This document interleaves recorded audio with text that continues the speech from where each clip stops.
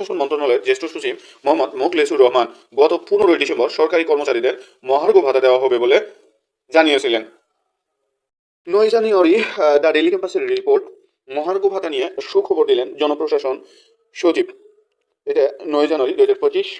সেখানে বলা হয়, জনপ্রশাসন মন্ত্রণালয়ের সিনিয়র সচিব মোখলেসুর রহমান জানিয়েছেন, সরকারি কর্মচারীদের জন্য আগামী 30 জুনের মধ্যে মহার্ঘ ভাতা ঘোষণা করা হবে। তবে ভাতার পরিমাণ সম্পর্কে কিছু উল্লেখ করেননি তিনি।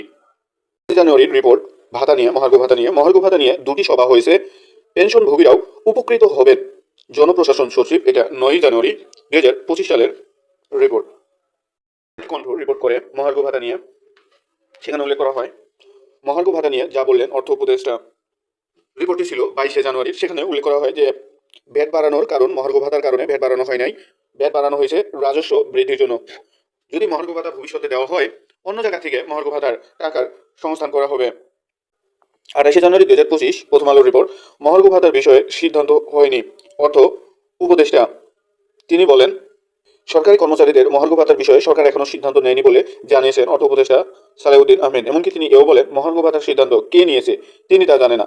সরকার তাহলে এই সিদ্ধান্ত থেকে সরে আসলো কিনা, এমন প্রশ্নের জবাবে সালেউদ্দিন আহমেদ বলেন, সরকার এ বিষয়ে কখনো সিদ্ধান্ত নেয়নি, অর্থাৎ অর্থ মন্ত্রণালয় থেকে এর ঘোষণা হয়নি। উল্লেখ্য, জনপ্রশাসন মন্ত্রণালয়ের জ্যেষ্ঠ সচিব মোহাম্মদ মোখলেসুর রহমান গত 15 ডিসেম্বর সরকারি কর্মচারীদের মহার্ঘ ভাতা দেওয়া হবে বলে জানিয়েছিলেন।